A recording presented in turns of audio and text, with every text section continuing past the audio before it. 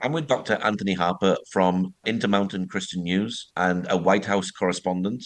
Today we're talking about UNRWA. Now, Anthony, what is UNRWA? UNRWA, UNRWA, stands for United Nations Relief and Works Agency.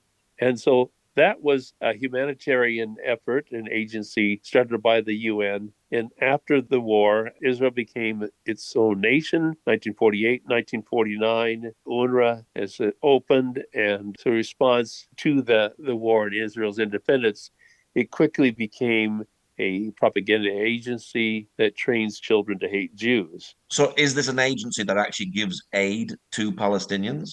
Well, it does, but it does give aid to Palestinians. And actually, that's the agency is developed. It was started to help Palestinian refugees. There are several countries in the Middle East that they operate. Of course, in Gaza, West Bank, Lebanon, Syria, other places. Now, are Palestinians the only people group to have a UN agency looking after them? The Palestinians are the only people group that this UN agency serves. So that's quite unique in itself because you don't have other refugees have their own agency, do you? I don't know of any. Yeah, yeah. Now we're hearing that UNRWA was involved in the October 7th massacre. Is that correct? UNRWA workers? Well, it is. I mean, that's why the White House had made statements recently halting the funding to UNRWA because of the sort of employees of UNRWA, members of Hamas. Now, I've been reporting on this issue for quite some time since the Obama administration and uncovering this issue that the ties to terrorism I brought up on several occasions at the State Department where I asked questions about response to many of the Hamas terrorists from October 7th were graduates of UNRWA schools. So what has the response been when you've been asking these questions? Well, there was a denial. They were boasting about how good UNRWA is doing and that these UNRWA workers put their lives at risk, that they're such a good agency, but they don't really talk about the underlying issues that the UNRWA people, the staff people are dying to help fellow terrorists. So UNRWA is actually employing members of Hamas to work for them. That's what the White House has found out. That's why they're holding the funding, that there's proof of them having Hamas people on their staff. Now, that's not the only issue. The concern about UNRWA, we can get into that. Yeah, tell us what other issues there are. Oh, what other issues? We have weapons, Hamas weapons being stored in UNRWA schools. We have Hamas people taking people captive.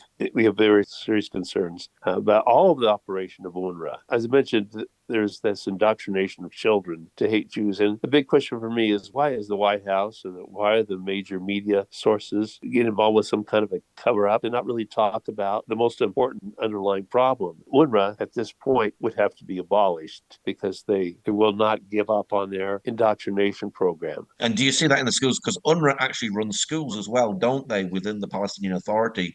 So what are the schools like that UNRWA are running? That's what the problem with the schools, the textbooks, as far as glorifying people that have killed Jews, the textbooks, I think the overall problem was is promoting that Israel as an illegal occupier in the textbooks, not saying that this land is Israel, but Palestine. This is just a breeding anger in children, seeing Israel the occupier, just training all these children to become future terrorists. So have you been beating the drum about UNRWA for a long, long time? Yes, since the Obama administration days. And it was my questions about UNRWA that went viral in Jerusalem related to the defunding of UNRWA by former President Trump. There was an investigation of UNRWA with the help of a U.S. Senator James Risch of Idaho, the chairman of the Senate Foreign Relations Committee at that time. I asked him to look into this. The report by the General Accounting Office was that the UN agency UNRWA was lying to the State Department about the use of the U.S. tax dollars. And so that question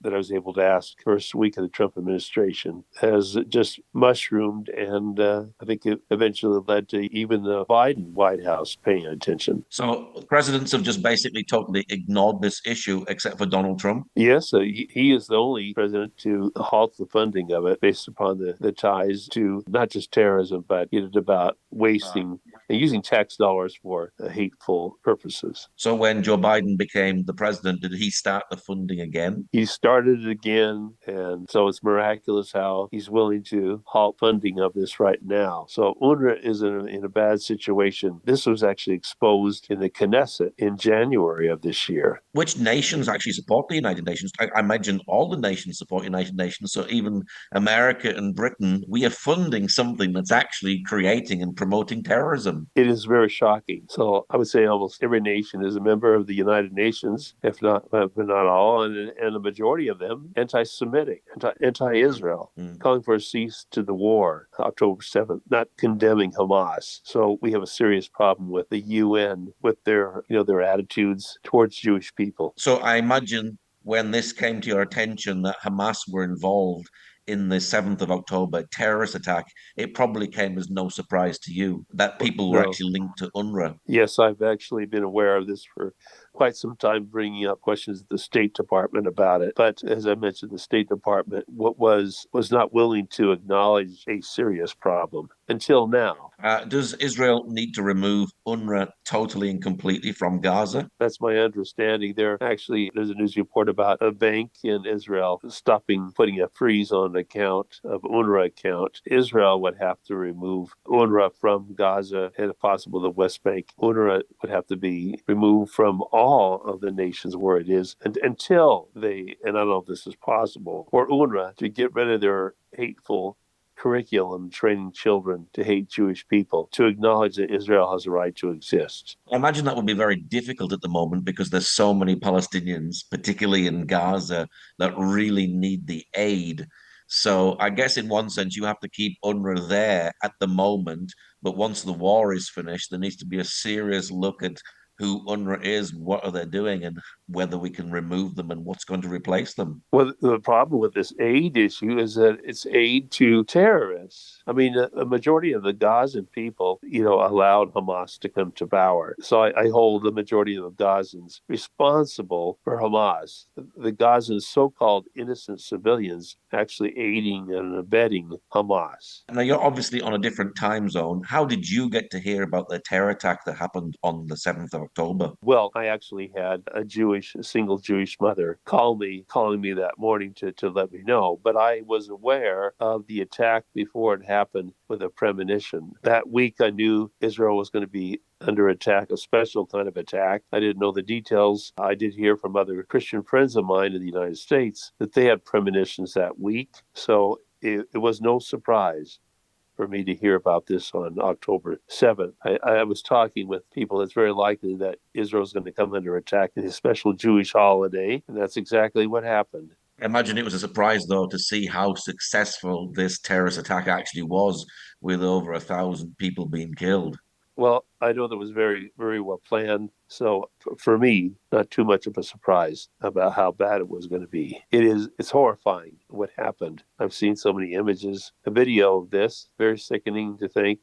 And Israel is positioned to deal with world opinion a lot. There's a lot of pressure on Israel to have a ceasefire. They can't allow Hamas to come into power again. There has to be, it's been talked about by the U.S., often the State Department, of a peacekeeping force with some other nations, but there can't be any more rockets, any more terrorist attempts. There can't be a indoctrination of the UNRWA agency to impact children like this. Now that all this has came to light, do you think the White House gets it, or are they just going to play politics? Do you think they will actually deal with UNRWA now? I don't think they've gotten it yet. I've alerted them many times about the underlying problem with the textbooks, with training children to hate Jews, telling children that Israel's an occupier. And of course, the White House is dedicated to this two-state solution, which I refer to as a delusion. The White House has not learned enough yet. Hopefully they will, to really fully understand the underlying problem and hold the funding until UNRWA stops this indoctrination of hate. Now that this terrorist attack has happened and all the focus is on Gaza, and many people around the world are supporting the Palestinians,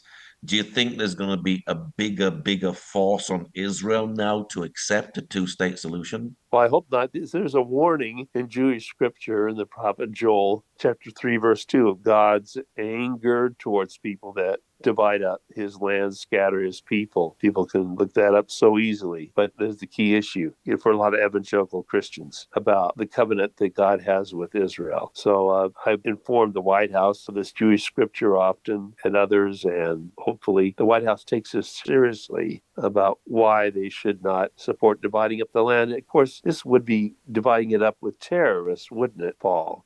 Having more land of theirs being dedicated to terrorism. Very indefensible on Israel's part. Can see that the terrorist attack that happened is very prophetical and sort of a development of end times. Yes, in many ways. There are several references to Gaza in the Torah, or Tanakh, I should say, and people can look it up for themselves about how Gaza appears. But Gaza has been the home of the Philistines, Israel's enemies, for quite some time. And no surprise that Gaza would be a problem again. And I see the Palestinians, for a majority of them, as terrorists. What is your prayer for Israel? And what's your prayer for the Palestinians as well? Well, my prayer for the Palestinians would be help for them to break free from the terrorist mentality, the control of Hamas and other terrorist groups, that they would be able to, they would not have any jealousy of Israel. That would be a prayer that resolved those issues, of ancient conflict. There's been so much jealousy of Israel on the part of the Palestinians and so many others. And prayer for Israel is to understand who the King of Peace is. They need peace. In the book of Zechariah, chapter 14, it talks about the Messiah, the Jewish Messiah, returning. So there's a longing for many Orthodox Jews for the Jewish Messiah who alone could bring peace. Do you think this terrorist attack is actually bringing them closer to God? It was quite a shock for the Jewish people, the biggest terror attack in Israel's history. Do you think that is going to bring them closer to God? Oh, well, I hope so. It can, but whether it will or not is another issue. What's your website for people who'd like to know more about the work that you do? The website is imcnews.org, Intermountain Christian News. Easily to look that up. We have a YouTube channel. We're reporting at the White House or State Department, and great opportunities that we have, Paul, to expose this and other human rights violations. Okay, well, Dr. Anthony, thank you very much. You're welcome.